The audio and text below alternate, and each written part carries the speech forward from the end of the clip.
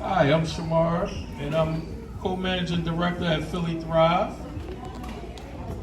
And I'm Taya Wynn. I'm the executive director of the Community Design Collaborative. We're a nonprofit that does pro bono community services to help neighbors envision things in their neighborhood. And I also teach at Temple and at Thomas Jefferson University. Thanks for being here today. I feel like this is a pretty amazing group to take on some questions, to open up for you what some of the opportunities are for redevelopment of 1,300 acres of land, more than all of Center City. What could go there? How should that process work? So you're all architects of a kind, if I can say that, Shamar, but yeah, building different kinds of things. I think we saw that this morning for sure. So I think our hope is to engage these guys in some conversation and then open it up to you so you can ask them questions. And for this not to be formal at all, so you could also just throw up hands at different points if you want to jump into this conversation. But I think one of the things that I have observed is that it's really hard to figure out what's going on. There are all these different developments proposed. We never really get to see quite what's happening, what people are talking about. So I think my first question to you all is, what would a good district scale planning and design process look like in terms of community participation, in terms of involvement of the city and the city council? I should probably kick that one off. I think when you're talking district level, you need to engage lots of different stakeholders. I think it's also important to understand how that district impacts neighborhoods that might be just on the fringe or outside of that district. And I think to do that, you need time. I think there's lots of different people. You need to be able to tackle people, meet them where they are. I think that's something that shouldn't be taken lightly. And for a site as big as this one, it's something that realistically should take 12 to 18 months. And I think as slow as development schedules use, typically it takes anywhere from 3 to 7 years to see a small development move forward, let alone something this major. A site like this could take anywhere from 10 to 15. That to take a good year and a half to actually be on the ground, to spend the time, to spend the money. City and council engagement, I feel like that obviously they're gonna have to be involved, but I also feel like it should be third party. I think that keeps it impartial. I think someone should be hired with care and consideration, with expertise in this size sites. Because oftentimes when the city tries to manage it, they try to manage expectations and control outcomes. And I think that's not a truly engaged planning process. Ooh, that's a great answer. And to your point, we're 3 years in now, right? We're 3 years in now. And the process that we've seen taking place, we can't vouch to say that this is a good process. This is a terrible process the way it's been going so far. So seeing how it's been going, I know exactly what not to do. Now, what we should do is, the first thing we need to do is, like you said, you do need time with the stakeholders in the community. You need that, right? And one of the things you have to have is everybody has to be willing to play nice together. All three entities, the community, the corporation, and your legislators, your authorities, everybody has to be willing to come to the table and play nice and be fair. Now, that's the bottom line. If you want to do that and that's your intention and you want to be fair, then you can do whatever you need to do, because in fairness, you're going to have scheduled meetings. Who gets to talk? What gets to be talked about? You can bring your issues. I can bring my issues. But you have to have a process where everybody is involved, all three parties, and not just two parties like the city and the corporation. Because you notice the city and the corporation, they got to be linked up. The corporation can't do nothing without the city passing the ordinances and stuff for them to do what they want to do. So they have to be connected, right? But now what happens? Risk of potential harm to the people inside either of those uses when you don't feel like fully remediating a site, or you want to avoid that cost. And I also think life sciences are one of the fastest growing industries in the United States. And so if you travel to other cities, like that's often what cities are trying to do is they're trying to bring more life sciences in. When I look at our, industry, the AEC, architectural and landscape industry, when we look at where the big firms and where like big money is being spent, it's all in life sciences and laboratories. So I think it was like twofold of like, how do we bring more in economics back into the city? But they picked the two, like, it's like almost like the cheat code. And like, they didn't really think super involved about like, what could this really be? And given how huge this area is, monocultures of one development type are not usually something that work well at that kind of giant scale. Shamar, do you want to say anything about, I know that the United South by Southwest Coalition spent a lot of time thinking about what are the land uses that would be beneficial to the community that people really want here? Do you want to report out on that? Sure. So definitely the community has definitely gotten together and a lot of ideas, right? And one of the main things people want to see is green space. Yeah. They want to see green space, man. That's what I hear a lot.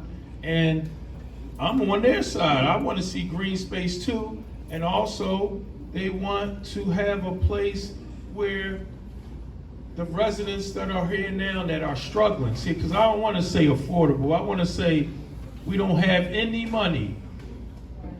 They want them to have an opportunity to have housing put in places like this, and like you said, don't be lazy, remediate the land to livable conditions. You know what I mean? So that we can also live there also, Go ahead. I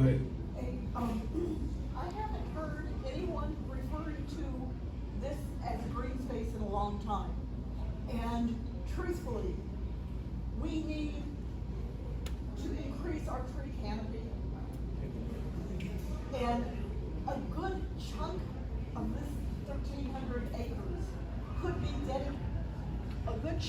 this 1,300 acres could be dedicated to a little bit of an urban forest. Planted, leave it be. Yeah. Yes. And we need that, but it's like nobody has said anything about that. It's all development. How can we develop it? And what about, how can we undevelop it? Do you want to pass the mic back to Dave? Yeah, I just wanted to mention that like March 28th, Hilco had their community meeting virtually, and they released their plans for the oversight of what the land is going to look like, right? And that included a small section of green space cutting the center of it, and like you said, there's no access to the river, right? It was once the land of the Lenape people, right? That means water, right? Lenape means river. Like at one point, this neighborhood, even Gray's Ferry, was named out after access to the river, right? Gray's Ferry, right? Our neighborhood deserves in the CBA to not have a map where we have to walk from here up to Wharton Street, across the highway, down a mile, down Vare Avenue to get to the entrance of Hilco's properties, right? None of our neighborhood are going to be able to access by walking up and over and down, and they say there's going to be SEPTA access. Engaging the community, and I think it does take time, but having a participatory process that says, that looks back and also looks forward. Because if we look at like climate risk and our environmental risks, they aren't the same today as they were in the 1990s. If we look at flooding, if we look at our kind of heat risk with climate change, these are real concerns. And environmentally, like the city bears responsibility for where we are today. And they need to take responsibility and actually have a reparative justice lens in the future. So I would say looking back, but also looking forward at ways to remediate the issues that really address the lens that is enacted on the community. Thanks, Rashida. I think the one piece of this I'll add to, from the perspective of being a designer, sometimes Olin gets hired by communities, by cities, by groups like Hilco to do community engagement. And I think from one of the things I've seen is, there's a lot of renderings out there, bird's eye views of the site, there's rendered plans. as designers, we try not to make those drawings until we've listened first, right? To take the community's perspective in, to hear what's wanted, and then put a vision out there. And so, I think that wasn't done correctly, and the moment we're in now is to look at that vision that has been out there and really try to critique it and talk about how it could be better matched to the community's needs, using these processes that the groups describe. Pass it back to Ellen. I think one of the things that it's useful to hear from this group about is what is standard practice in this field. Proactive equity planning is now standard, even when there wasn't 150 years of harm. It's just not done without consideration for that. You want to say a little bit? I was like, I think we can still do better. I mean, we have a lot of large sites in Philadelphia right now where renderings were leaked and put in the front page of the Inquirer, and that's how the entire city found out about them. It's not just the Hillco site, right? I think of the Sixers Stadium and other big developments where that's how the general public even found out something was moving forward. And I think sometimes as designers, because I've been in rooms with people from the city where they treat renderings like they call them cartoons. Can you guys produce one of those cartoons? And I think it degrades what we're doing when we do it, right? Because it's a vision and anyone else could draw. I could draw a rendering and Nate could draw a rendering and Rashida, we could all have different renderings for the same site, but that's not how it's ever portrayed when it's told to neighbors. And I think there's something in the work that I do and I know in the work that you do with Penn Praxis is how do we show up in communities and what type of drawing do we show? I know we've had to have that conversation in other community meetings where it's don't hardline it too much, make it look sketchy, like somebody hand drew it, because then people need to know that the lines aren't hard. And I think there's something about photorealistic renderings that we now do where everyday people can't tell the difference between that and something that's actually built. And that it feels more rigid. And I think we've got to be really careful what we show and when we show for that reason. Did you have a question? Yeah, my question is, you say there are three parties involved, the city, the company, and the community. My question is, do you really think if the company and the community got together on a plan, the city would say no? I don't think they're three equal partners. Interesting. You want to take that one? Absolutely. That's a brilliant question. And I've been thinking the same thing. But from my experience with this project right now, I believe, this is just my belief, that if the legislators never got involved, we would have a CBA by now. I really think that. I really think that because they found out what they can get away with from the legislators. You know what I mean? They were, almost willing participants in the beginning, and then the legislators got involved and they said, man, y'all don't gotta listen to them. Y'all ain't gotta give them all of that. Which legislatures are you referring to? Every last one of them, every last legislator in this district, I'm talking about from the council to the state representative to the, what's the name of the state house, all of them, top to bottom. Every last one. When they got with them, they found out what they can get away with. See, because we wasn't letting them get away with nothing. But now when they said, man, y'all don't got to do all that stuff they talking about. Y'all know that, right? So just to kind of make sure everybody's on the same page, we were going to show a couple of images that are what's proposed. We can't do that, but we can just talk about there's a logistics hub that is warehouses and sorting of goods. That is proposed for the southern end, and a lot of big ones. And this company runs other facilities like that in Baltimore and Chicago, and then farther north, closer to this neighborhood, there's proposed a large life sciences campus, which is big lab buildings. And does anyone want to just quickly, so everybody's on the same page, talk about what the difference in the impacts between those two kinds of uses are for the 20 neighborhoods that live around the site? Anybody want to take that? First crack at it. Yeah, I'll try to take a crack at it. So there's a couple of other areas too to mention, which are the tank farm that's still active, that's on the other side of the river, and some undevelopable land that has a lot of pipelines running through it, but could be green spaces. But yeah, to highlight these two that are closest, to these neighborhoods, You know, the life science campus, there are some pros, right? It's certainly, I think both of these uses arguably are better than a refinery, but there are other uses that we could imagine that would have more community benefits. So for pros, there would be jobs. It requires a higher cleanup standard, the life science campus, than the logistics area. And less future emissions, which is what I really want to bring up with the southern area, the logistics center. So the life science campus, you know, also could be integrated with potentially some, not residential, there's still no residential standard that I understand that they're pursuing for the site. It'd be great if they would, because it would be possible to clean it up, but there could be retail that could be mixed in with some of that life science uses.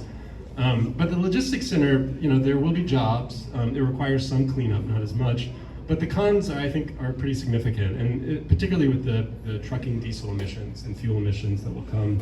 The risk from truck traffic, so as of right now, it's not really clear how those trucks will transit off the site onto the area's highways, but they very well may be through some of these adjacent communities, which brings with it not just the emissions, but serious safety risk with just getting across the street if you just have wave and wave of trucks, you know, rushing to make deliveries. And you know, I think the last thing about the logistics centers, there's really no guarantee of public access. Often, if you've been to one of these facilities, they're usually gated off. Maybe this one won't be, but designing that safely is something that really needs to get foregrounded in the conversation. Any other impacts anyone wants to mention? Development type? I mean, I think there's a lost potential, right? Right now, this site is not developed, right? And it certainly needs environmental remediation, and the more the better, right? Because there is harm that has already been done both to the environment and to the people that live near it. And there's, for me, the lost potential to connect to the river. There's the lost potential of this land. Why these two sites? Why not at least part of it be remediated to the point that people can live there? We need more affordable housing in Philadelphia, and having neighborhoods that have mixed use development where people are living there, where there's commercial activity, where the streets are walkable, where they're connectors to the river, where we're thinking about floodplain and really designing responsibly for catching and filtering water, has a kind of greater public good. And I'll just go back to the statistic that Ellen started with, which is this is an area larger than Center City, Philadelphia. So if we're really thinking about the future of Philadelphia, and this is one of the gateways into the city, having a more diverse group of uses also allows the community to age in a way that allows for more change over time and adaptation and resilience. So I think I agree with what Nate said about those two uses, but I think that we can get more. I agree, and I think that we have to establish a way to force the hand of the developer, because I went and I walked down there in this riverbank, and I saw a water bird come that I've never seen in my community before, right? But going down